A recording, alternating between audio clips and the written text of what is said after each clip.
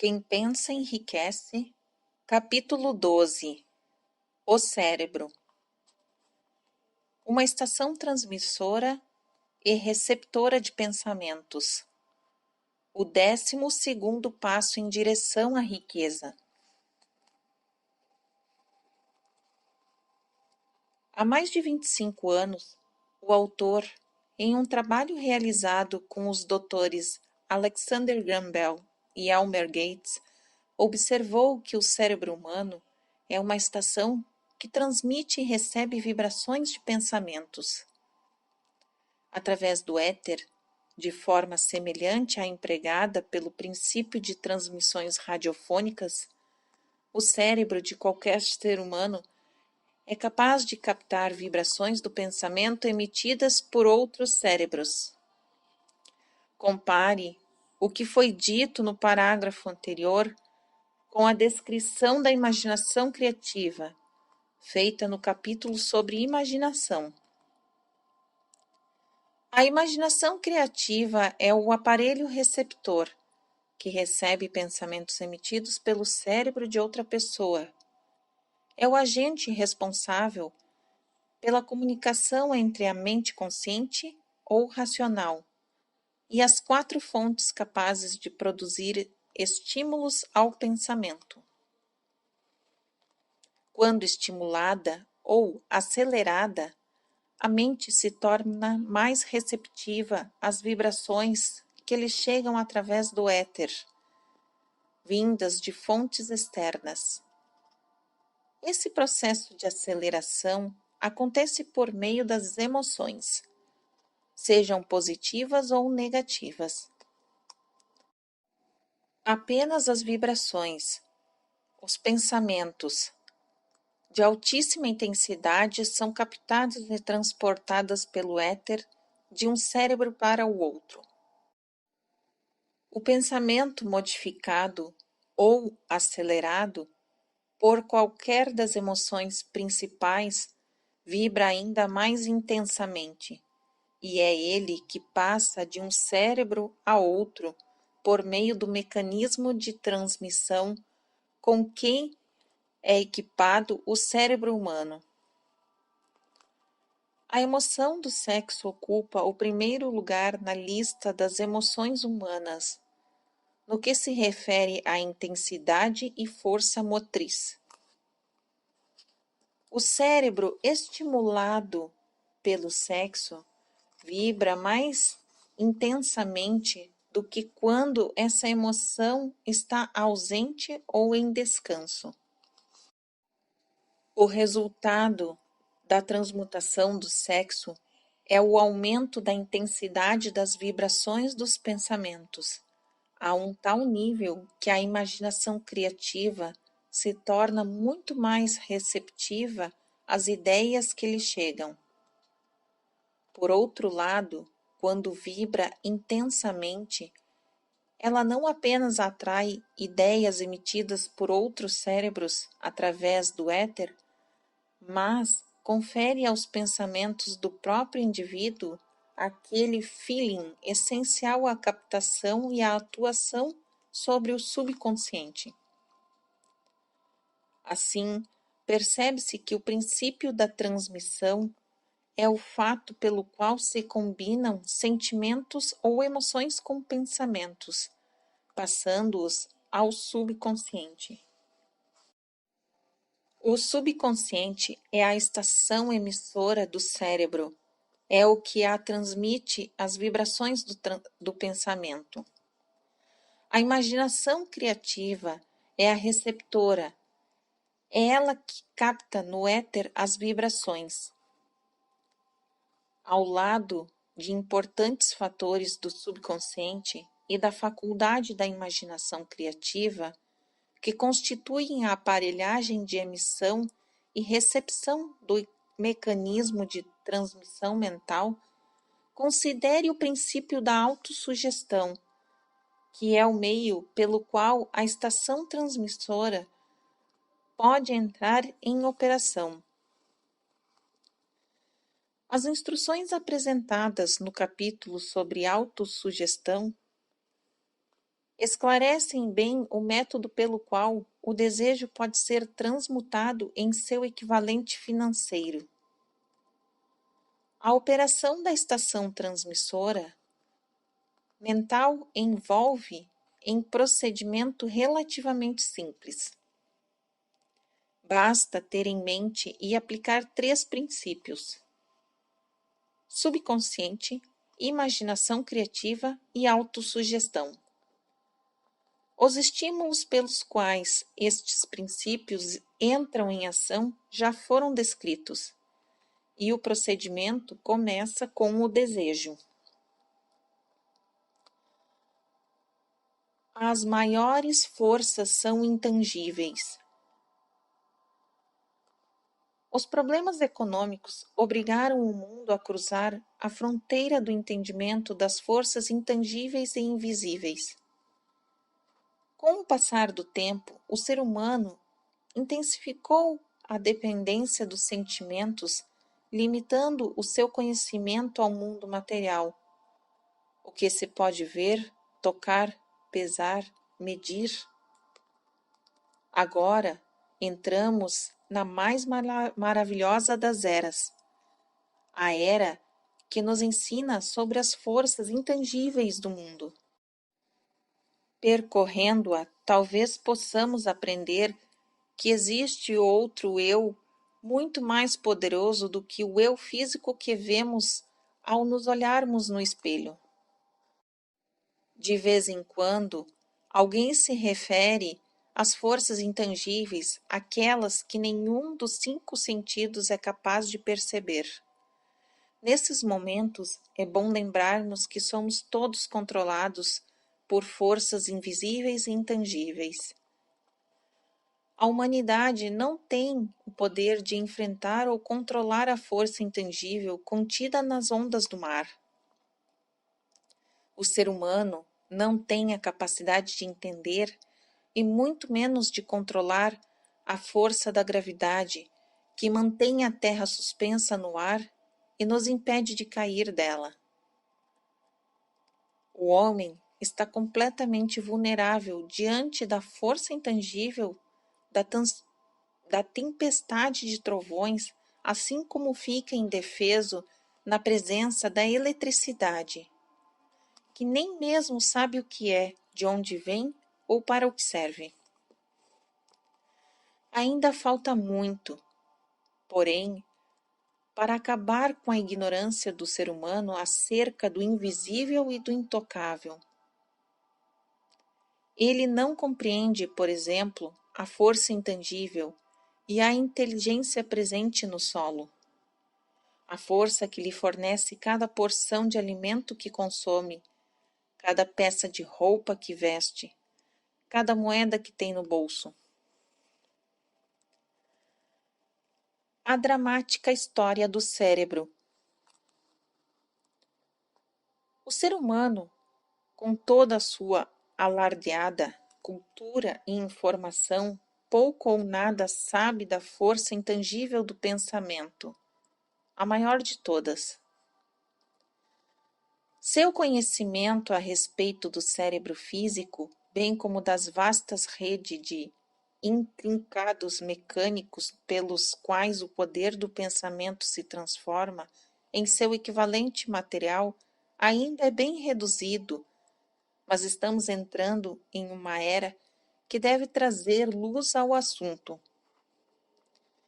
Cientistas têm dedicado atenção ao estudo desta máquina estupenda chamada cérebro, e embora estejam ainda engatinhando, já acumularam informações suficientes para saber que no painel de comando central, a quantidade de linhas que conectam as células cerebrais entre si gira em torno de um número que começa com um algarismo 1, seguindo de muitos e muitos zeros. Segundo o Dr. Judson Herrick, da Universidade de Chicago, o número é tão impressionante que diante dele a medição das distâncias em anos-luz parece insignificante.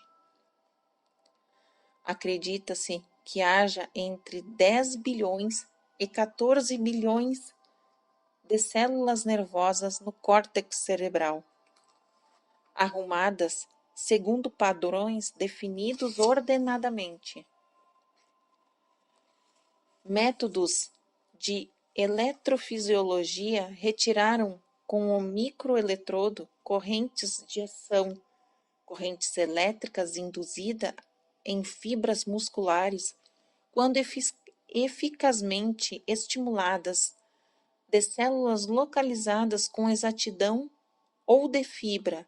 Em seguida, amplificaram as correntes com válvulas de rádio e registraram diferenças potenciais de até 1/1000 de volt. É inconcebível que uma rede tão precisamente elaborada possa existir com o único propósito de executar funções suplementares ao crescimento e à manutenção do corpo físico. Não é provável que o mesmo sistema que garante a bilhões de células cerebrais meios de se comunicarem possibilite também meios de comunicação com outras forças intangíveis? Este livro já está pronto, mas não havia ainda sido enviado ao editor quando o New York Times publicou um editorial comentando que, pelo menos, uma grande universidade, um inteligente pesquisador de fenômenos mentais, fizeram um estudo cujas conclusões estavam de acordo com muitas das teorias descritas neste e no próximo capítulo. O pesquisador mencionado era Dr. Hine, que trabalhava com seus assistentes na Universidade de Duke, e o editorial era este: O que é telepatia? Um mês atrás, mencionamos neste jornal os notáveis resultados alcançados pelo professor Hine e seus assistentes da Universidade de Duke, depois de mais de 100 testes para determinar a existência de telepatia e clarividência. Os resultados foram resumidos em 2 artigos na Harper's Magazine. No segundo deles, o autor E. W. Wright procura transmitir o que entendeu ou o que parece razoável deduzir com relação à exata natureza dos modos extrasensoriais de percepção. Como resultado dos experimentos de Hine, alguns cientistas hoje consideram muito provável a existência da telepatia e da clarividência. Os participantes da pesquisa deviam tentar acertar as figuras impressas em uma coleção de cartões sem olhar nem tocar o material. Um grupo de homens e mulheres acertou com tanta frequência que havia menos de uma chance em muitos milhões de que o tivessem feito por sorte ou acidente.